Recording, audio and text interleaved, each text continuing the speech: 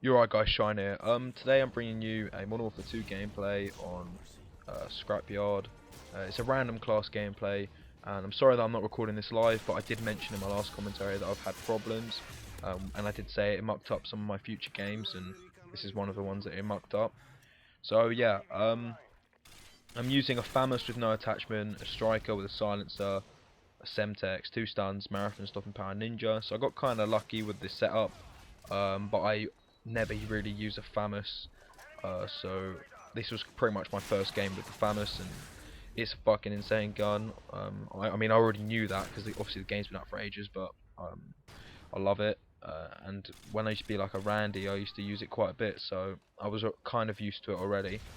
Um, but this gameplay, it wasn't like the best KD, but the reason why I used it is because I was playing with a bunch of hackers and I got killed at least 75% of the time by a hacker. So when you take that into account, I think I did pretty well. Um, but I'm not here to talk about the gameplay. I'm here to talk about revision techniques. I don't know if some of you did receive times for exams recently. I have.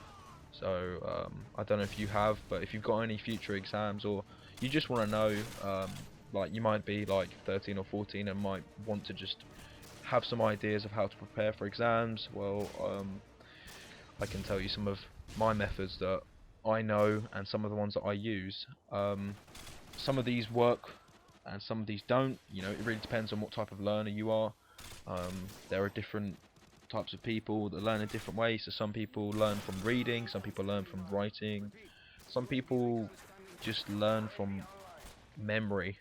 Some people are lucky and have um, good memories.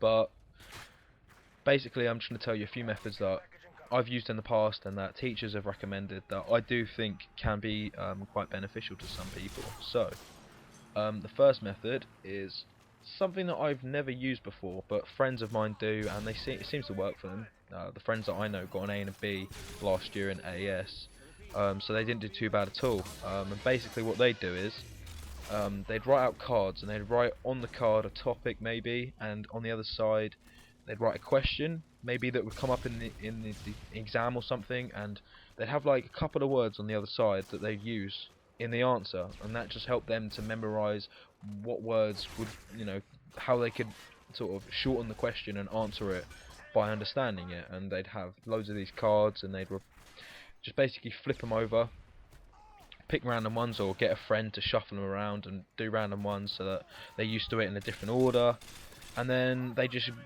gain a lot of knowledge through that, and the ones they didn't know, they'd focus on a lot more than the other ones that they found easier. So I mean, that's just one method. Another method would be rewrite your notes, something that I usually do, but it is really long to do, so maybe if you're one of them people who revises, you know, it doesn't leave themselves much time, I probably wouldn't recommend that method, because it does take a long time, especially if you've got a lot of notes to write up, like maybe you're coursework based and so you've got a lot of notes and stuff. But that does work, and if you have got time, you know, time on your side, then you can use that method because it does work, and it just means you get to write out your notes needed too.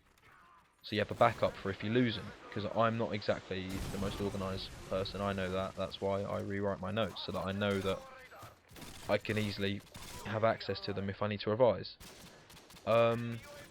Another method which teachers have told me, and I've never tried it, but apparently it does help. It's been proven that if you listen to something or do something before you sleep, you tend to be able to remember it more than if you are doing something, then maybe you play a PS3 for a bit or watch TV and then you go to bed. You sort of, your brain doesn't retain all the information. But I've heard that if you don't know, just do some revision before you sleep, read, it's like reading books and stuff, like read some books and might even listen to something before you sleep, you tend to remember what you've listened to, or at least some of it. Again, this method might not work for you, but I've heard it does work, and you know, I'm not an expert in this area, I'm just saying things that people have recommended to me.